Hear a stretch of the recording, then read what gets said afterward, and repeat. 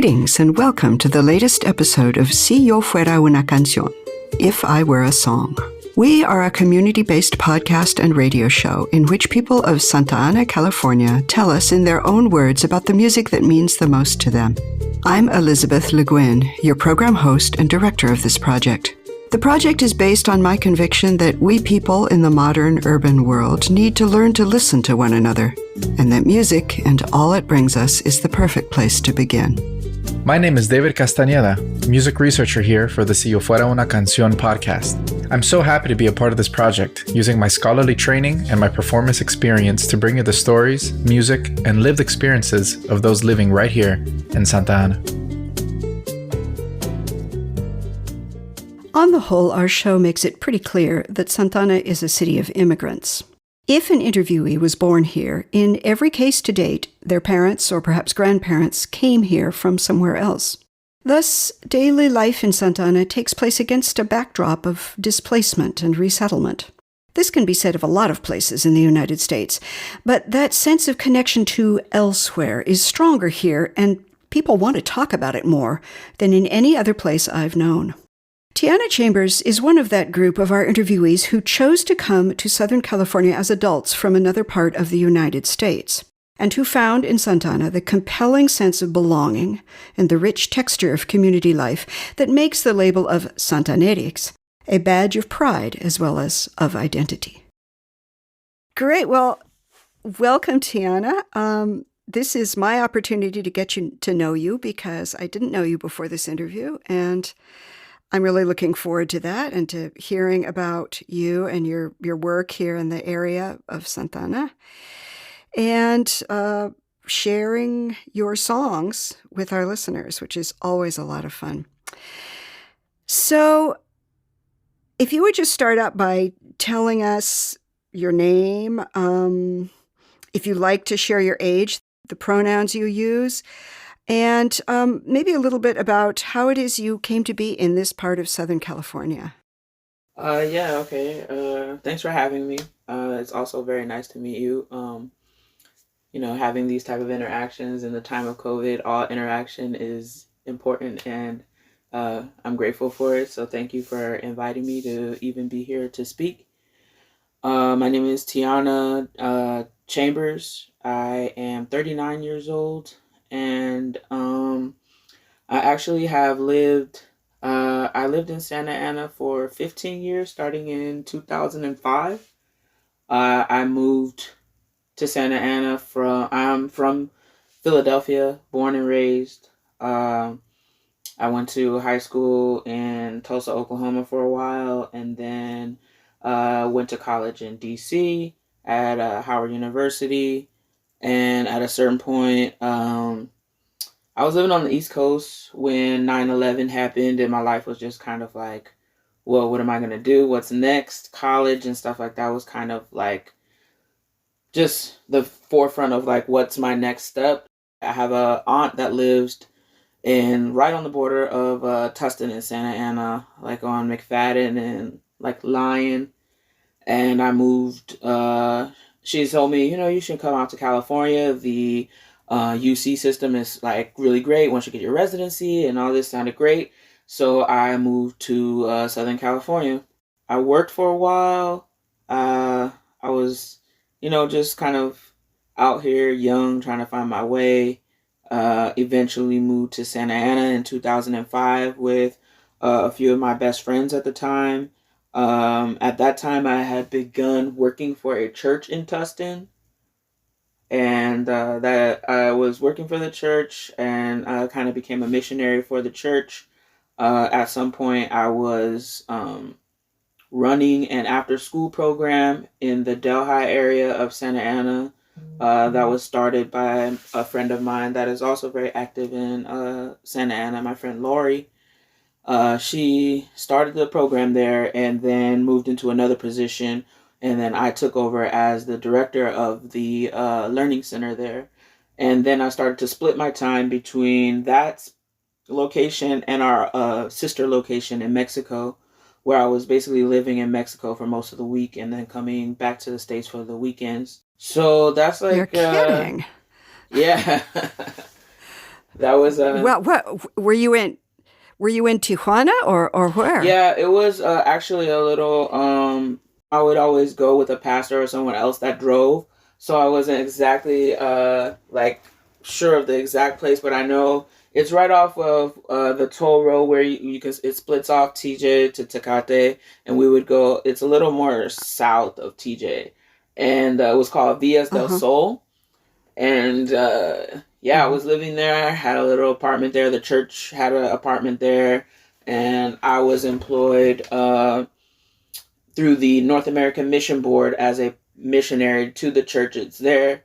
And so I would also do like ESL programs and after school like tutoring and stuff for the students in the neighborhood. We would do movie nights. It was just like a whole bunch of stuff that we would do there, and also at the sister location in Santa Ana. It's in Delhi, so like Maine and Warner ish in Santa Ana. Mm-hmm. Mm-hmm. And so that's like where I spent my first years in Santa Ana, living in Santa Ana, working in Santa Ana, and just growing a passion for it. I felt very it's a very different culture coming from moving to Southern California and being in Tustin, which is very the culture there is very small town, Mayberry. You can't go to the Stater Brothers without seeing at least four of your neighbors and having a long conversation. And like, so then to move to Santa Ana was a very different culture where I felt very much reminded me of Philadelphia, where there was just a lot of different, food and community and just different events going on all the time for all types of things. So I was just like, okay, this type of motion, this type of rhythm is familiar to Mm. me. Whereas Tustin was kind of, where a kind of place where I probably retire. Oh you my know? goodness. And they're adjacent. I mean, they're right next to each other. So that's really interesting to hear that you experience that much difference between two adjacent communities. But that's the way Southern California is you have lots of things that are right next to each other, but they don't necessarily participate with each other. A few quick notes here. Firstly, the Delhi Barrio was one of the few places in Santa Ana's early history, late 19th century, early 20th, where Mexican immigrants were allowed to own real property. It remains a Mexican-American stronghold within a city that is already about 80% Latino. Delhi is one of the first places in Santa Ana where that population got organized on its own behalf. The Delhi Community Center was incorporated in 1969. They erected a beautiful and spacious building offering a wide range of community services in 2001. Secondly, Stater Brothers. This is a supermarket chain local to Southern California. It was started in Yucaipa in 1936, and it now operates 170 stores across 7 counties. And lastly, the Mayberry that Tiana references is, I believe, the name of a TV sitcom, Mayberry RFD. This ran from 1968 to 1971 as a spin-off of The Andy Griffith Show. It follows events in the lives of the white residents of Mayberry, a fictitious small U.S.-American town. Tustin, not fictitious, adjacent to Santa Ana, and object of Tiana's comparison, does indeed have a curiously small-town feeling. However, like all of inland Orange County, it is at present a multi-ethnic community, albeit without Santa Ana's strong Latinx presence.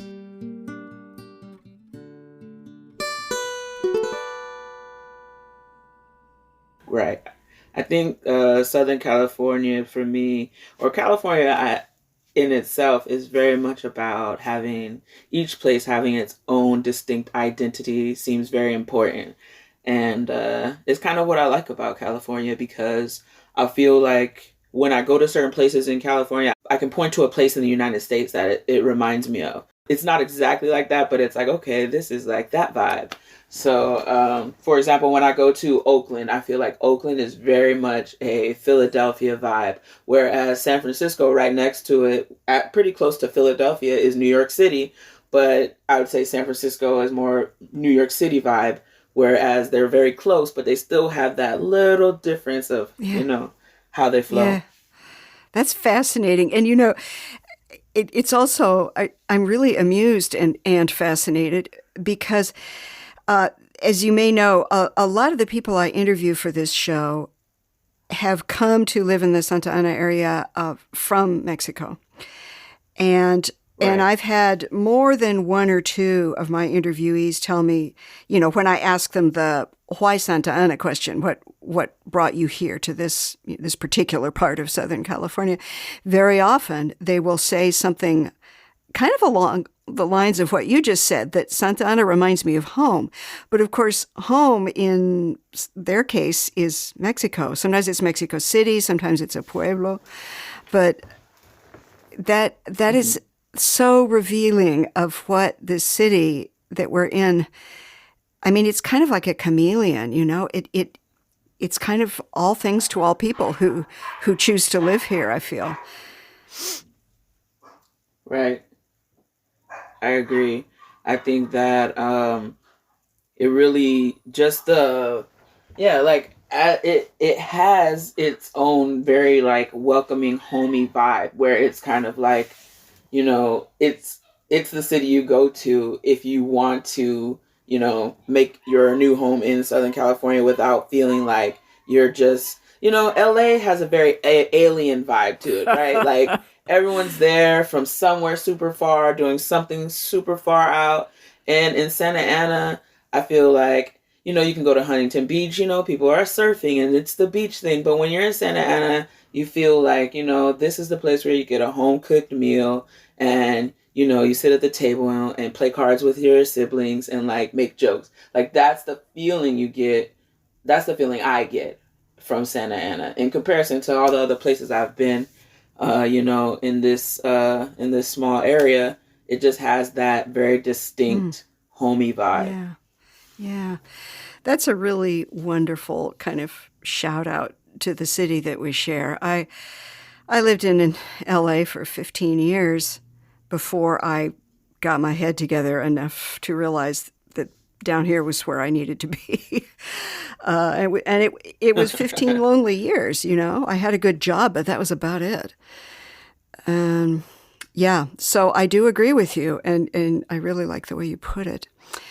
Tell us, if you would, tell us about what it is you're presently doing. You sort of brought us up to nearly the present, I think. And are you still working with the missionary program in Delhi? No, actually, I separated from them about in 2008. Oh, a long time ago. Okay, I misunderstood. Oh, yeah. That was back in 2008. I was working for the church. I was a missionary at that time. And I think it was around the time that just some economic things had started to really go haywire in the United States. I'm not exactly sure, but I just know that it was difficult to keep me on staff at that time. So then I had to branch out, and I eventually started just like a little IT business to keep myself afloat at that time. I feel like if you were just a certain age at that time and there was a computer problem, they just assumed that you were young and you knew how to do this. And so then I ended up picking up a lot of skills that way just because I had to figure them out. And that launched me into my own IT business, and then which eventually gave me the freedom to kind of be more in the community and be more a part of Santa Ana. I lived in Floral Park. I had an apartment in Floral Park, and it just kind of became a place where everyone knew that they could go and hang out, and it was going to be a good time. So it kind of became a little community grew there. I kind of think separating from the church, I had to find my own identity in how do I carry out these things that I want to do for my community, for the things that I think I want to help change and be a part of. My main way to do those were through the church, and the church had many opportunities. Whereas now I'm like, okay, how do I do that, without that structure? And that's where just being a part of downtown Santa Ana and the community down there just pulled me in, and that's how I got involved with the things that, like, we do events community events, always trying to just make sure everyone in the community is taken care of and, heard. Yeah. It's interesting what you say about, the church being for you like this kind of a ready-made structure through which you could do a lot of the things you wanted to be doing. And then the difference that happens when you step away from a structure like that, and you still want to be doing those things, but all of a sudden you've got to make your own structure. That's a huge change. Right. Did you may have said this already, and I may have missed it, but what was the church? What is the church? It was the Main Place Christian Fellowship. At the time that I was there, they were located in Tustin, but I think they may have moved to Orange or Anaheim at this point. I don't know exactly. I see. So you're not working with them at all anymore. No. Like, they wanted me to be a part of it, but also, like, unable to pay us was a thing. So it's kind of like you have to let them go. Yeah, that was a rough time for so many people, 2008, 2009. Yeah, indeed. So I think it will be a nice transition to talking about your first song if we talk first a little bit about what are these things, what are these things that you have wanted to do for the community, and maybe talk a little bit more about what that community is, how it constitutes itself. So like I said, since I've been working for myself since 2008, and it affords me a lot of time to actually be like self-sufficient, but be free. I think most of my work in the community is creating avenues of freedom for people to release themselves from the financial woes and that keep us, kind of bound in ways that we're not able to focus on our health and wellness and actually to thrive in the community. And where we are now in the world are just working to, be able to pay rent and have the bare minimum. Yeah. So in building community, that's basically what my main passion is, to build community, because I feel as if we spend our money in ways that don't reach or serve us, but because the community isn't there. For example, we all go to Target and we spend so much money on, deodorant and soap and this and that, when there's someone in our community that is probably shipping all of that, has an Instagram or an Etsy, and they're shipping that to the people that are seeing it, where we as a community that are nearby could be supporting them. Got it. Yeah. So I like to create events that bring people together, that have things like that, where we can have an expo and we can trade and we can all support each other economically. And in supporting each other economically, it opens up space for us to, really care for ourselves spiritually and mentally, which I think is a big symptom of, the rat race that we live in. So you said that you've been working in IT. So the IT people that I know that I have occasion to work with, I mean, they're like, there is a kind of element of this work it's like a facilitator, right? It's, helping people make connections through this amazing set of interlocking platforms that we now have that are virtual, and they have to work right, or people can't contact one another. But there is this weird aspect to, say, the internet, where, yeah, I mean, if I'm making soap, like you say, that I could just as well sell it to somebody who lives in New York City or in Holland. The internet makes that seem like kind of effortless, right? Right.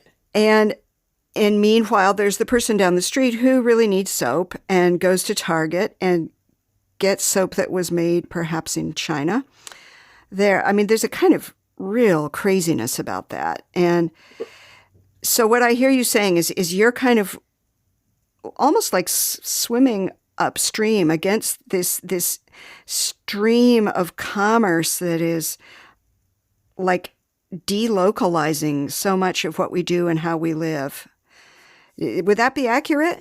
I in the swimming upstream part, yes, indeed, because I do feel as if I'm kind of working against, the common rhythm, the common flow of everything, you know, Amazon basically, and it's kind of like, Ugh. but at the same time, I feel as if for example, Instagram, I feel as if there's, for example, so many of us use or follow people that we don't even know, and I've had experiences where I've seen, I've been in the line at the supermarket and someone has on some cool shoes that I saw before and I wanted.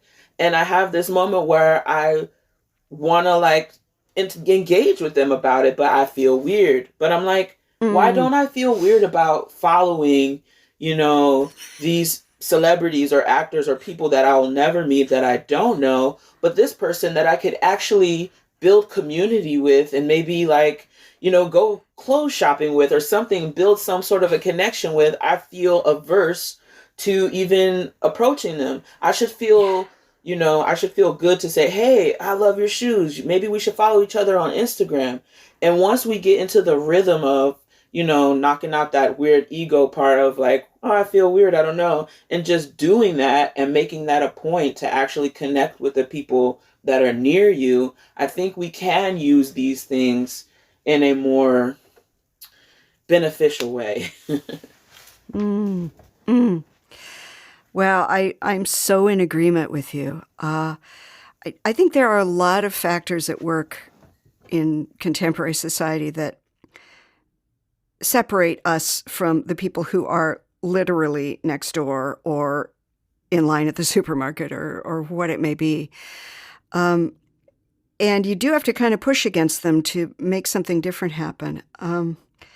But yeah, there really is.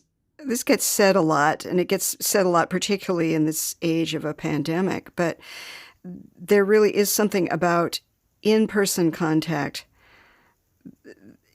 that can't be had any other way, Right. and is it's precious. It's scary sometimes. It's a little riskier. It's a lot riskier than if somebody does something you don't like on the internet, you just ghost them. But Right. you can't do that on the street. And yeah, so all power to you. That is just really powerful the way you said that. Thank you. I'm really passionate about it. I hear the passion as you talk about it, and it's infectious. So your first song, you want to tell us what it is first, and then just a little bit about why you chose this song to get at the question of where you come from. So the song that I chose is Helplessness Blues. It's by Fleet Foxes. And I think it really speaks to a time that I'm from, a generation that I'm a part of, and the way that we were told about the world, and then the way we saw the world, and then the way we currently see the world now. And I think we kind of, the generation that I'm from, I'm born in the 80s, early 80s, I feel as if we were kind of in a unique space of seeing the world change in a technological way where we were able to participate in every stage of like advancement from to cell phones and to streaming and apps and just I was telling I was telling a friend of mine who's 26 the other day, and I was like, you'll never understand, like whatever was on TV is what I could watch. I used to like Bewitched or I Dream of Jeannie. I had to wait until it came on at 9 o'clock at night. Otherwise, I was just subject to whatever programming was out there. And now I can just Google whatever I want to watch and instantly be seeing that. And I think that this song kind of echoes what our parents wanted for us and what they thought the world would be like for us. You can listen to it and look through the eyes of several different points in time. And when you said where I come from, I thought, okay, I feel like where I come from is mostly more about the generation where I come from and trying to just navigate the world at this point. Yeah. Yeah, you're probably old enough to remember those early Macintosh computers that looked like little toasters. Oh yeah. Oh yeah. Well, listen, let's give the song a listen. I was raised up believing I was somehow unique, like a snowflake, distinct among snowflakes, unique in each way you'd conceive. And now after some thinking, I'd say I'd rather be. Listening to it after hearing your introduction to it, I have to admit the song makes a lot better sense to me now. I was a little mystified by it at first. So as a portrait of a generation, and that sense of there's a lot of lostness in this song, right? Yeah, it seems like a lot of hindsight. Mm-hmm. It can mean something different to you at every decade of life. As you're going through, you're thinking back and you're thinking. And when it gets to, I was raised up believing that I was somehow unique. Like, that's so poignant because everyone was, I can do whatever I want to do. I'm going to grow up and be this thing. And then the world and life kind of slaps you down and you're like, wait, am I unique? Am I special? Can I do this thing that I want to do? Can I be this person that I want to be in the world? And eventually, like, having to compromise that or not as years go on, Yeah. That is a powerful reading of the song. Wow. When he says that part about, I was raised to believe I was somehow unique. And then from there, he goes into, now I'd rather just be a functioning cog in some great machinery serving something beyond me. Like, that went from your ego being, I'm going to be the big thing, to, you know what, now I'd just rather, do a little assembly line job on something that's bigger and greater than myself. So that's a whole journey of, like, through life in just a few lines. It seems like a journey toward humility. Oh, yeah. Yeah. Definitely. Because when it gets down to the part where he's just saying, if I had an orchard, I'd work till I'm sore. If I just had some land, I'd work it to the bone with my own fingers. Like, okay, yeah. So maybe you can help me with that part of the song. So there's like this change in it a little bit over halfway through, like 2/3 of the way through the song. Like the sound of the song, the sound of the accompaniment changes and the rhythm changes. And that's where we hear this, he says it a number of times, if I had an orchard, I'd work till I'm sore. If I had an orchard,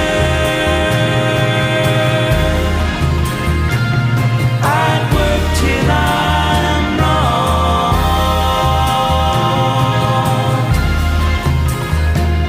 If I had an orchard, I'd work till I'm sore. Yeah, I understood that as being like in the midst of the confusion and he says he's tongue-tied and dizzy in the first part of the song. And then in the midst of all this confusion, if there was an orchard, if there was land, something I could really like root myself into, that would be my answer. When the slaves were freed, they were supposed to be getting 40 acres and a mule. It's like imagining and pining for a simple life where if I had an orchard, I'd work until I'm sore and you would wait tables and soon run the store. So this is all we need. We just need this orchard and we'll work the land and we'll sell our little goods and you can waitress and we can just live this life instead of doing all of this other, I'm the oldest of 5. So I had a lot on my shoulders as far as like going to college and setting an example and like as a Black person, like in my family, my generation, my cousin is the first person in our family to go to college. And for Black families, that's a big thing. Some families, just graduating high school is a big thing. So then, like, thinking of all this stuff that I'm going to do, I need to do and accomplish, and then all of the just turmoil that can come with that, moving all the way to California, and just thinking there's like some days where I look at my friends that are in Oklahoma. They have really stable jobs, good paying jobs. They have houses, they can afford homes. And it's like, why do I have this feeling that I could be at peace if I just went back to Oklahoma, Tulsa, Oklahoma, and just bought a little house and worked at the utility company and went on vacations every now and then? And that's what I think of when I'm listening to this song. Like, there's so many different layers to it.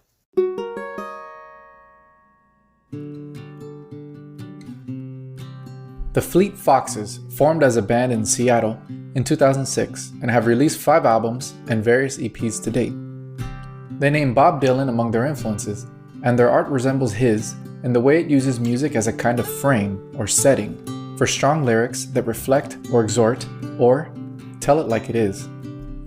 Tiana helps us hear in this song a longing for authenticity, expressed as small town life or through working the land. There's some irony here. We don't have to go back very far to find ancestors in almost any urban family who were only too glad to get away from the brutally hard realities of farming and move to the city in search of what they were sure were better and more varied opportunities in life. But just because a longing is idealized doesn't mean it's without substance. The localized, anti-capitalist economic and social models that Tiana is exploring may well be our best way forward to creating the sustainable, beautiful, dignified cities we all deserve.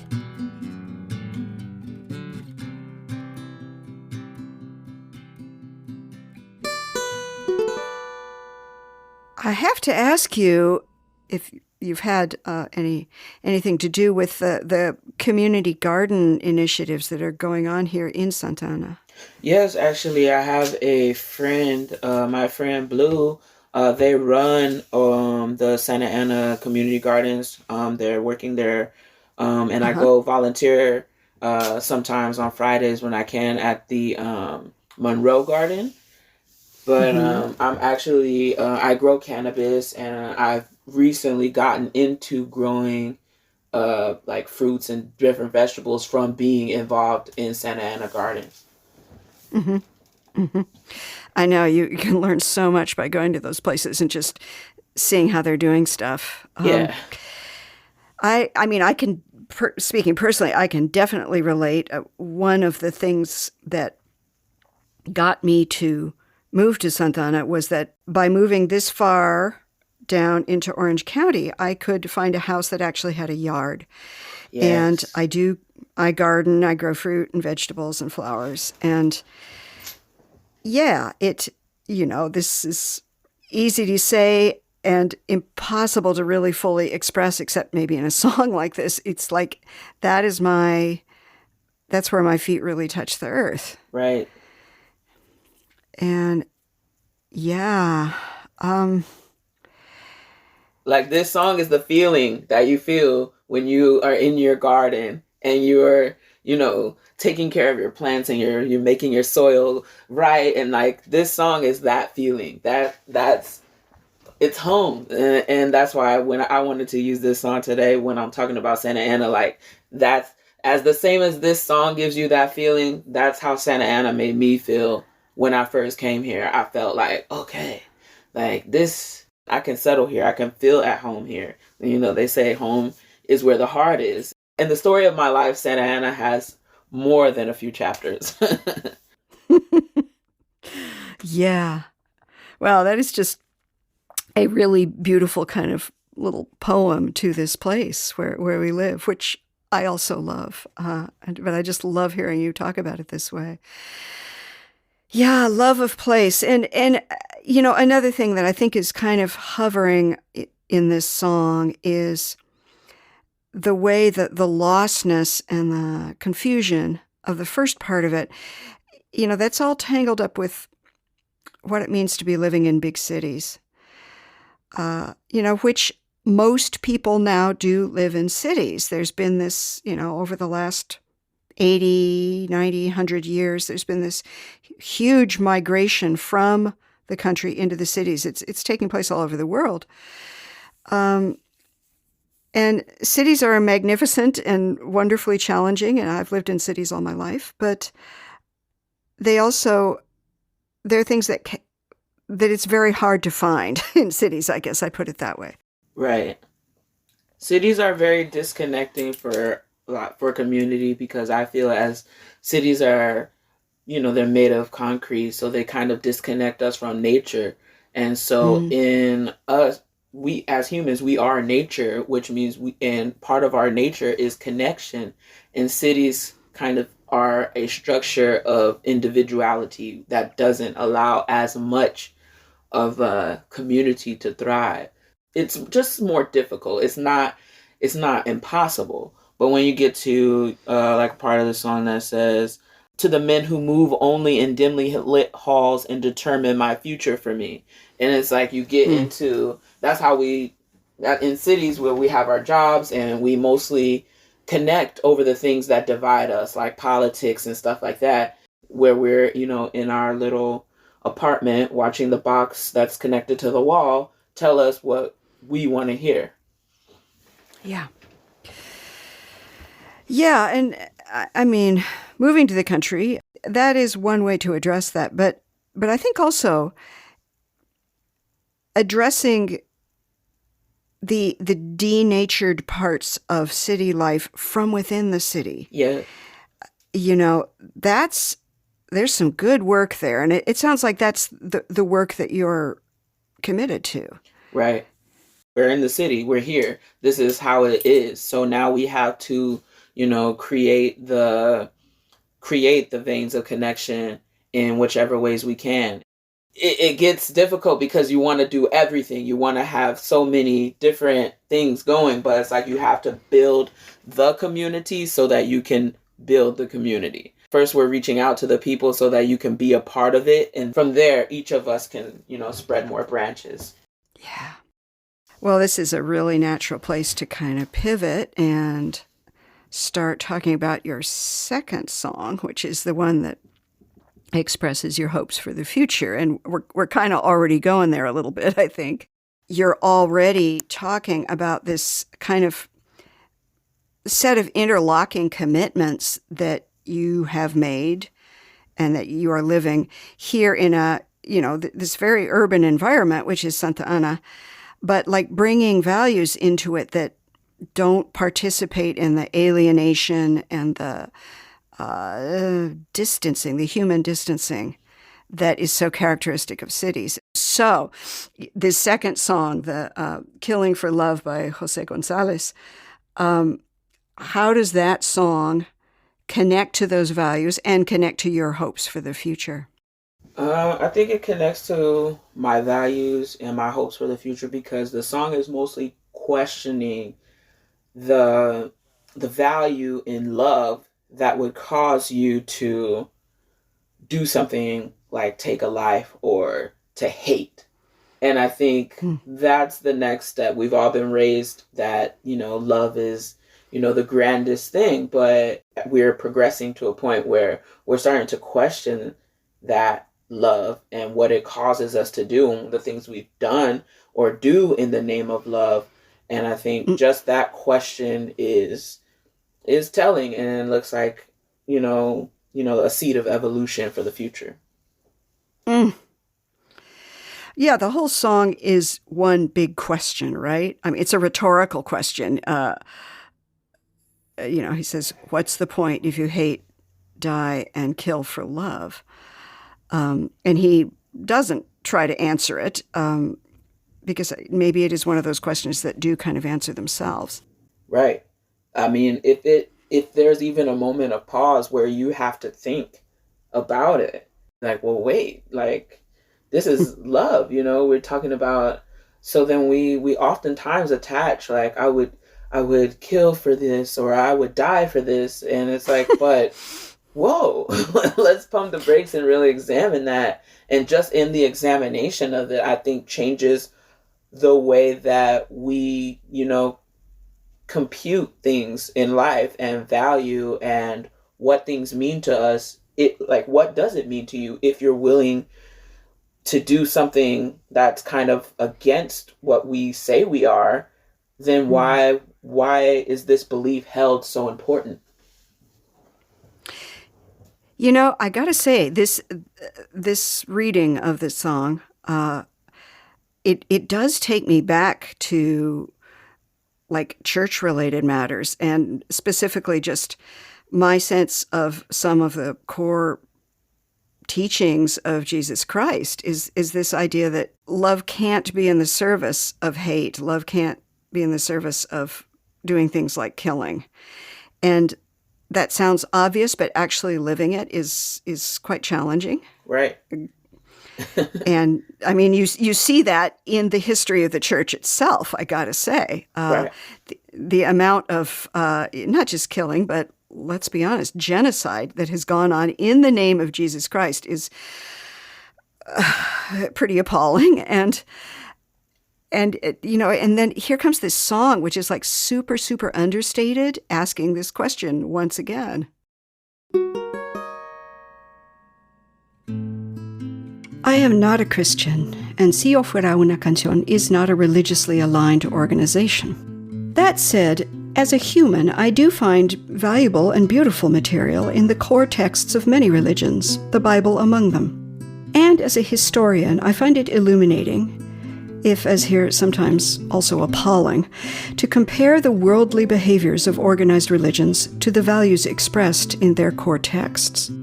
A number of our interviewees are practicing Christians, and I've found that references to the Bible can, like music, be a way of connecting more deeply through sharing cultural material in the course of an interview. It is in this sense that I occasionally invoke biblical texts or concepts.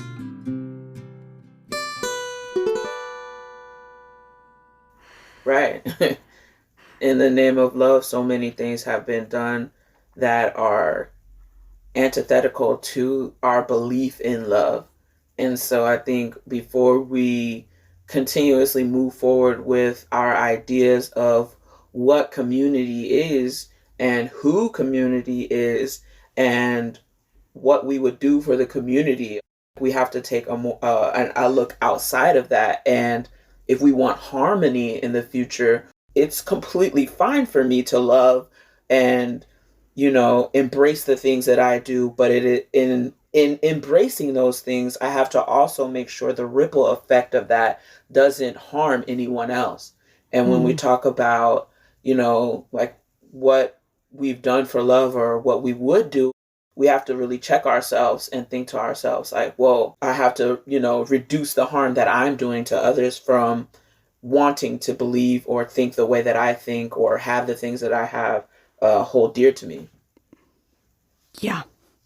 He uses the word compassion in the song. Mm-hmm. Is maybe a way to kind of summarize that idea that you can be feeling love, but if its effects are harmful, you got to sort of stop and check yourself, Right. Yeah, because there's love and there's responsibility, and they're all entwined together, I think. And irresponsible love maybe shouldn't bear the name of love, It Right. Boy, you have a gift for getting to the nub of what your songs are about, and it helps me with the first song, and you're helping with the second one, because I'm sitting here listening to this thing and thinking, okay, I get what he's asking. I get what he's doing. But why is he so understated? This is a really strong message. But this is like, the still small voice that comes in the middle of the night and reminds us about the meaning of what we're doing. Let's listen to the song, okay, and then we'll talk about it a little bit more. All right. What's the point if you ain't dying careful love? What's the point with a love makes you ain't dying careful?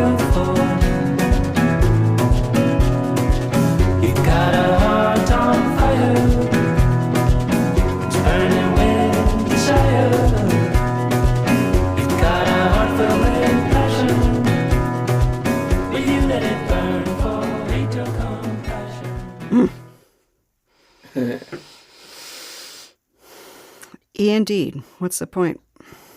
Right? Yeah, it's powerful.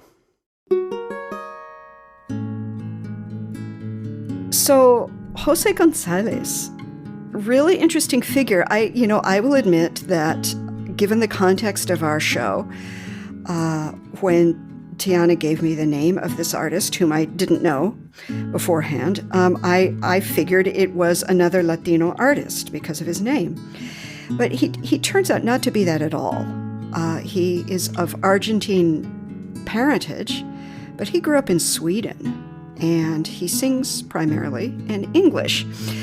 So this is one of these really interestingly international situations that happen because of diasporas, because people have to leave places. His parents had to leave Argentina because of the dirty war that was happening there in the 70s.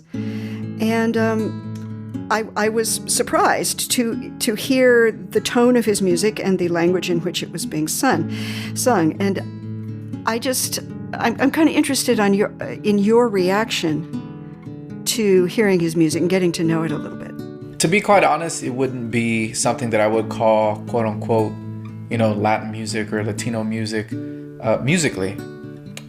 Yeah, I mean, he's Argentinian, by way of his parents and his heritage, and that's great. His music, for me, doesn't necessarily speak of anything distinctly Argentinian or what we can call Pan-Latin American, but that's also great. That's fine. I think part of being in and understanding a diaspora is realizing that everyone will not want to express it the way that perhaps we're most comfortable with or even want to see it expressed, right? This is more of a question aimed at what we think a diaspora should look like versus what it actually looks like. And people can still be very much part of that heritage without being overtly connected to it in ways we're used to seeing. Right, without sounding a certain way or speaking a certain language. We all tend to associate certain identities with, say, a certain kind of name or perhaps a certain skin color. And that may or may not be the case. And you've got to just sit there and actually listen to what a person is doing. Yeah. And also just for me, it's one of these instances where, at the end of the day, he's still connected with millions of people across the globe. He's been very successful. And it seems that, just being Argentinian just isn't a part of that. And that's okay too. Sometimes people can just be part of the global community and not necessarily have to overtly say, from which part. Right.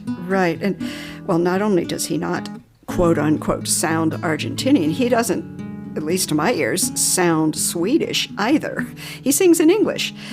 I think a lot of those millions of people that he's connecting with are English speakers. I think a lot of them are here in the United States. It's a really, really interesting example of musical border crossing, I guess, or I wouldn't even call it that. It's like musical border erasure. Like borders really don't exist with this. It is interesting. But I think for me, the more, because there's been many musics that have done that, right? I mean, salsa has done that, jazz has done that. For me, the interesting part here, and especially within the context of our podcast, is that we want him to be Latin, right? Almost. We want him, like, oh, you're Argentinian. There should be a bandoneon in here or something.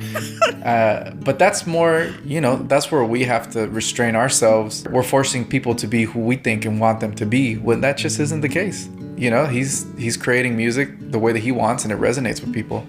And that's cool. It shouldn't really matter what we want him to be. We should just accept him for who he is. Absolutely. I think you said it really, really well. I mean, gotta check those assumptions at the door when you start listening to anyone's music in the end. Or meeting anyone. Yep. That too. Mm-hmm. That too. Mm-hmm.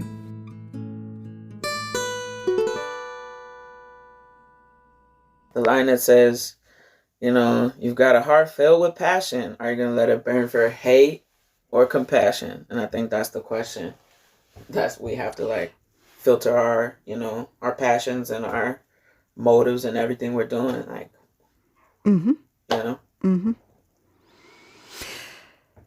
Yeah. And, there's not a lot of lyrics to this song. There's a lot of repetition. It's kind of the same thing several times over. But it just kind of engraves itself somehow. Yeah. And the music is super repetitive too. So the whole thing is just it's like a bullet. It goes boom and has this question that it implants in your heart and kind of almost forces you to ask yourself that question, which is an uncomfortable question always, I think, Oh yeah. Anytime you're asking your question yourself, where you have to examine yourself and possibly be accountable, those are the questions we're afraid of. And that's why this question is important, because we have to it causes for us to balance ourselves. And I mean, that's where we are in the world. We need to balance ourselves so that the planet can balance, so that we can live in harmony with this planet. Like, that's where we're at. And so in so many small ways, when you just want to, you can be passionate, but is there any way someone's being harmed by this? And which ways can I still be passionate and mindful of others that might have a different view or perspective? And those are the things we need to spend more time on. If we were living more communally, we naturally have more compassion, because we're seeing, people who are different from us, but we generally have all of the same, wants and needs and goals in life. We want to, live freely and, have our families or our business or whatever, and be able to just enjoy our life. When you're seeing that in someone completely different from you that lives down the street, they have a completely different culture, they have a different, everything, but you have the commonality of being in community with each other and knowing that even though we have all of those differences, at the root, we are similar. And that's what allows, once we live like that and we, then it allows us to not feel so far from our decisions and the impact that it has on other, people and places and things. Yeah. Yeah, this song is really, really on that level all the way through. And I now understand why it is his way of singing it is very understated. He doesn't really sing out. He's almost kind of murmuring. Mm-hmm. And now I think I kind of get why he's doing that, because this is a conversation that we each have to have with ourselves, inside of ourselves. Yeah. I really love that your song that you chose for your hopes for the future is a song that goes inward. That's unusual. I mean, I've done about 20 of these interviews over the last year, and a lot of the time, understandably, I think people, when they start thinking about hopes for the future, they kind of think big and they think outside of themselves, kind of things they want to happen that reach beyond their own lives. And you're doing that too, but this song, it's like the gateway. It's like, okay, to get those changes, we've actually got to go through this gateway, which is a narrow gateway, and it's very much inside of ourselves, and it's examining in our own hearts. Like, what are you doing? Where's your love actually taking you and the rest of us? Right. It's really confrontational. We always want to go outward and say, this is how things change and this is what needs to happen. But we all have probably heard a million times in our lives that we have to be the change. So in which ways can you be the change? It starts with yourself and looking at who you are and how you can be, a part of the solution, because we all have a million problems and a million gripes about everything going on, but without being part of the solution or, bringing forth new ideas that can propel us forward. And that's the real thing, is that a lot of us are still so, we're so in our box that we're not even feeling comfortable to say our ideas or put our ideas.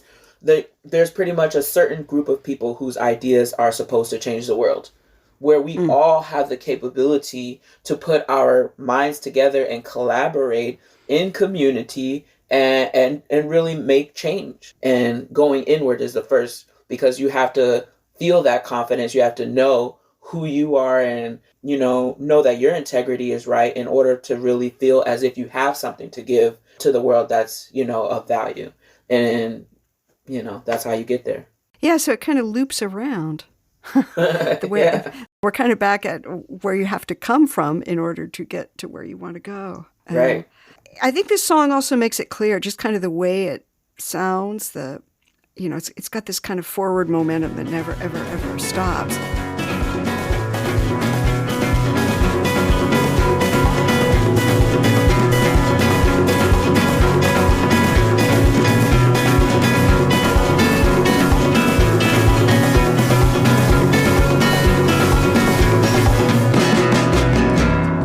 Somehow, to me, it's not a real comfortable song.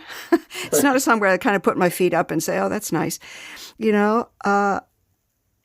and it makes it clear that this process, it's hard. Yeah. Yeah. And that's what I like what you said. It does feel like it's going, kind of like a train. And he's just strumming and he's just saying these words, and you're never hearing an answer because you were supposed to be thinking of the answer.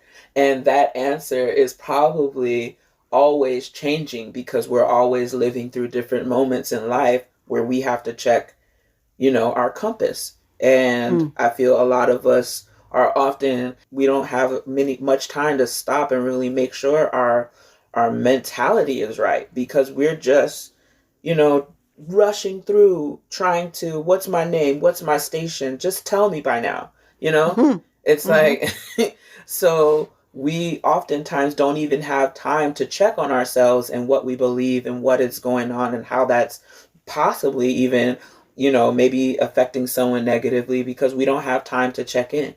And well, I think listening to good music is a way that many of us can sometimes carve out a little bit of that time. At least I certainly hope so. yeah. So in kind of closing our conversation, I hope to have many more conversations with you. I have really enjoyed this.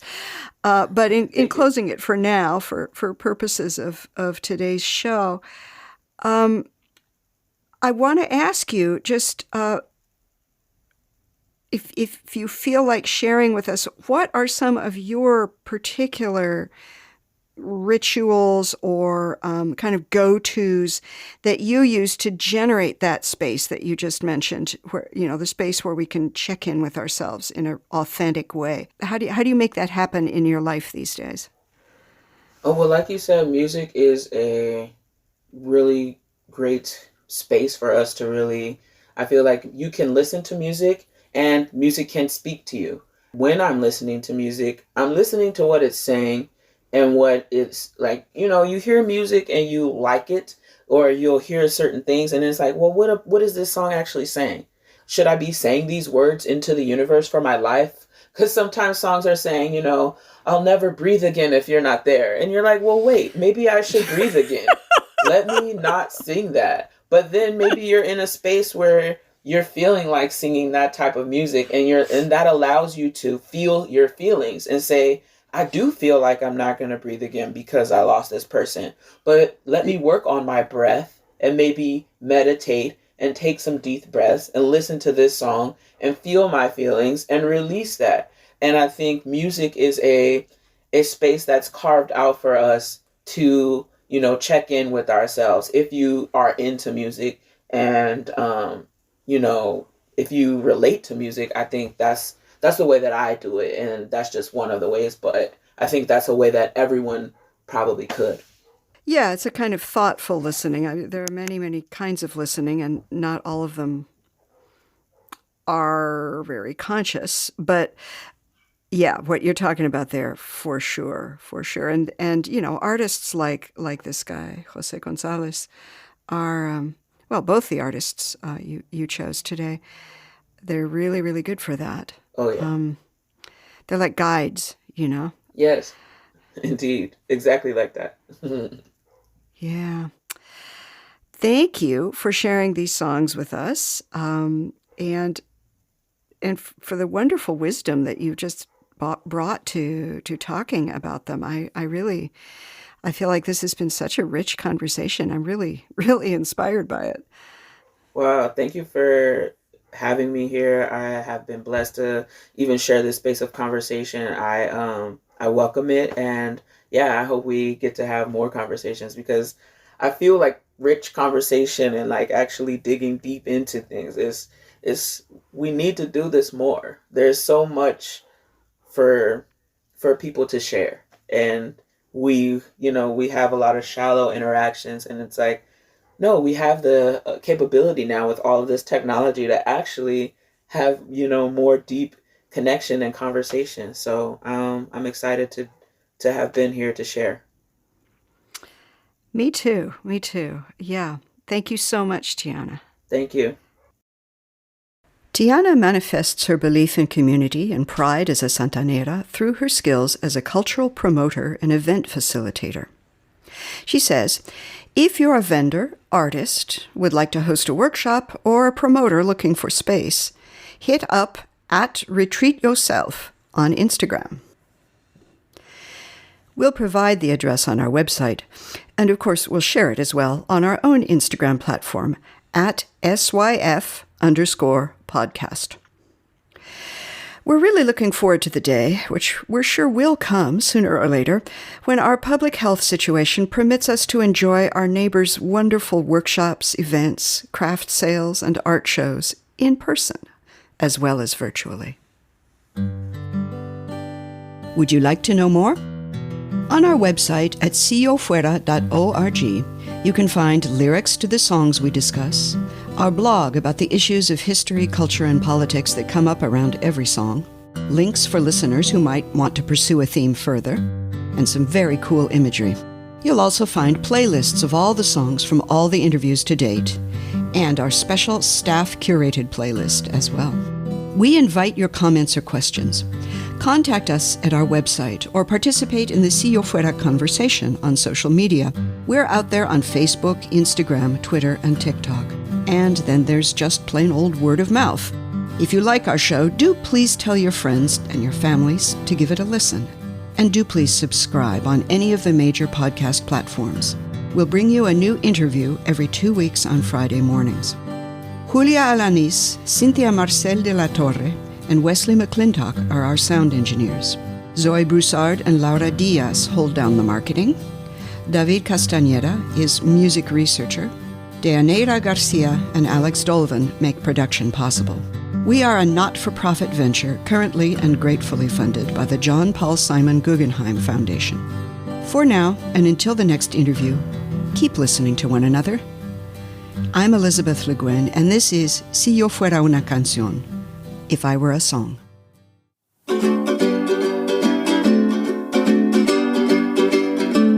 Si yo fuera una canción, sonarían por las calles, las montañas y los valles, mi orgullo y mi pasión.